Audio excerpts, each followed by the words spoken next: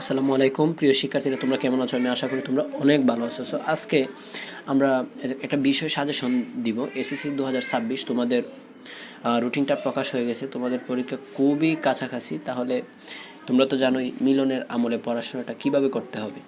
So এখন তোমাদের কাজ হচ্ছে বাংলা একপত্রের সাজেশন আমি দিয়ে দিতেছি। যে অধ্যায়গুলো বলবো এই সংক্ষিপ্ত সময়ে জাস্ট এই অধ্যায়গুলো পড়ে যাইবা, তুমি ফার্স্ট করবে একদম নিশ্চিত। মানে ওই অধ্যায়গুলো থেকে তোমার এমসিকিউ কমন পড়বে 100%।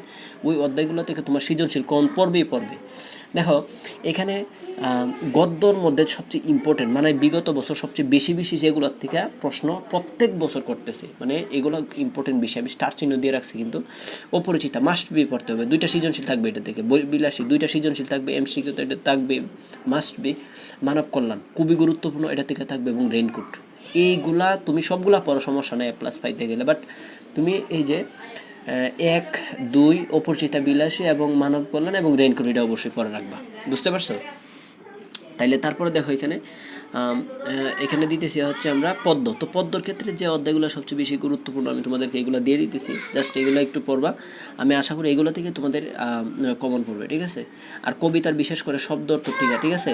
শব্দ অর্থ টিকাগুলো পড়বা, গুরুত্বপূর্ণ অধ্যায়গুলোর। হ্যাঁ, এখানে হচ্ছে 1 নম্বর পদ্ম মানে সোনার তরী, তারপরে হচ্ছে বিদ্রোহী, তারপরে হচ্ছে তাহারেই পরে মনে, তারপরে হচ্ছে ফেব্রুয়ারি 1969। মানে মাস্ট বি তোমার এই অধ্যায়গুলো একটু ভালো করে দাগায় নিয়ে যাও। এই অধ্যায়গুলো তোমাকে পড়তে হবে, ঠিক আছে?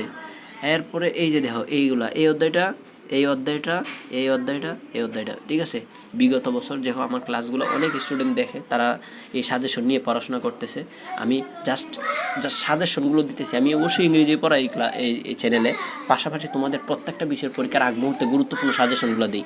তোমার কাজ হচ্ছে অনলাইনে ঘোরাঘুরি, রিলস এই না দেখে জাস্ট এখন পড়ো। একটা সাবজেক্টে যদি লেগে যাও তাহলে একটা বছর তোমাকে পিছায় পড়তে হবে, ঠিক আছে? তাইলে অবশ্যই যে অধ্যায়গুলো বলছি, যে গদ্যগুলো বলছি, এগুলোর আগে মেন পার্টটা একটু পড়বা, তারপরে এমসিকিউ, তারপরে সৃজনশীল 1-2টা করে লিখবা, ইনশাল্লাহ সমাধান হয়ে যাবে। সো অন্য কোন বিষয়ে সাজেশন তোমাদের লাগবে জাস্ট কমেন্টও জানাইবা।